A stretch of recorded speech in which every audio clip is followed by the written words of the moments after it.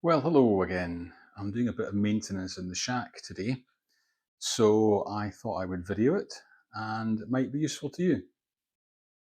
I've bought a new automatic antenna tuner and it's come with this 12-volt lead, which is terminated in bare wires that have been tinned, but I use a power pole distribution strip. So I'm going to need to put a power pole connector on the end of the wire. So now I have to select the right type of power pole connector. The outer shells of power pole connectors are all identical up to 50 amps, then they get bigger. So that's 50 amp connectors, which are huge, the hole in them, much larger than you would even need for an HF rig. That's 15 amp ones, which is I think what I'll probably use because they're the smallest ones I've got. And that's the 30 amp ones, which are what you would normally use on the thick cable that's on an HF transceiver. I'm going to take two of these out. And now I need to select a couple of shells. You need a black one and a red one. And these simply slide together. But there is a particular way around that they have to go. I have some that I've put together already. And they lock together as you slide them. These shells lock together. Obviously they could go one way around or the other. You could have the red on the left or the right hand side. I'm going to put a link in the video description to a PDF which will explain exactly how to do it. A bit easier than watching this video probably. They don't really lock, and that's a bit of a problem. You can put a pin in that will lock them, but they're not very reliable. So what I normally do is put a dab of super glue on it as I slide it together. But I already have one here that's glued together. I'm going to use this one instead, the glued together one. And I'm also going to fit a rubber boot on it because that tends to just provide a little bit of extra strain relief. So I'll feed the wire through.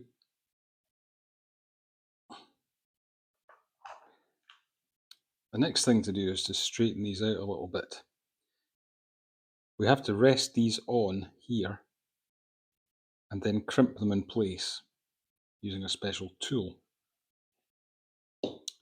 This is the crimping tool for power poles, and you can see that there's one marked 15, which is the first one here that it's going to go into.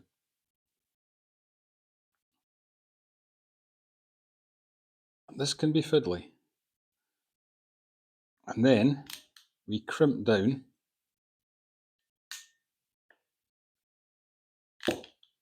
and pull it out, and that is totally solid. So now we have to do that for the red one. Now I'm pointing them down the way. If you look at this curve, I'll get that in focus for you. That curve is pointing down the way because it engages with the edge of the blade in the outer housing or in the shell. Yeah, that's peeled back a bit, not good. At least we know this is going to be a good tight fit. And now we've got to do the same thing again.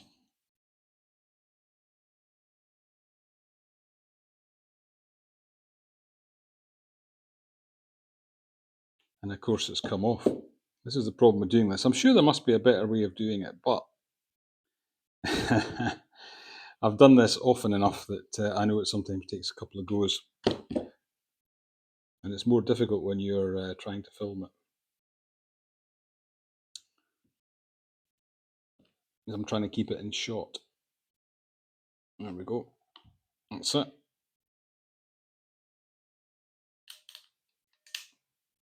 And I'm shutting it on the ratchet.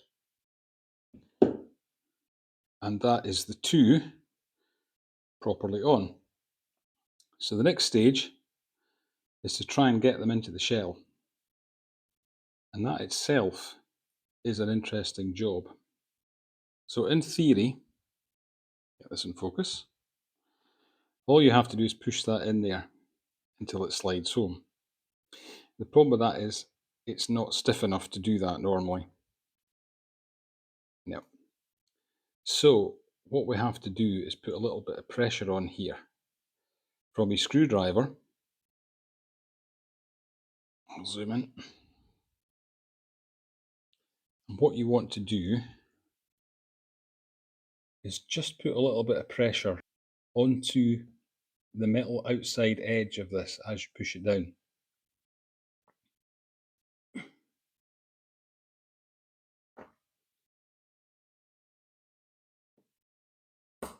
And that's it locked. You probably heard that.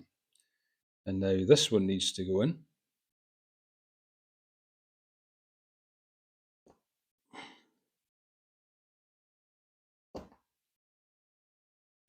That's it locked as well. So these are now completely solid in here. And then all that's left is to put the boot on,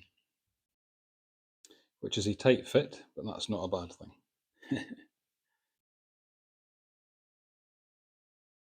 And because the two halves of the connector are super glued together, they are not going to come apart.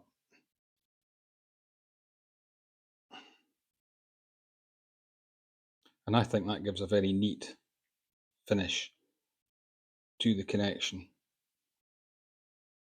So that's all ready to be plugged in. Okay, well, here we are in the shack, and I will try plugging this in.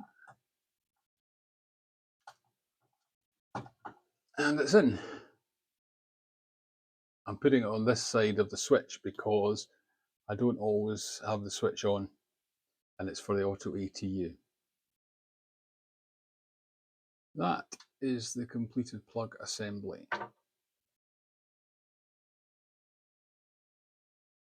Well, I hope you found that useful. I've put a link in the video description to a PDF that gives more detail on fitting power pole connectors.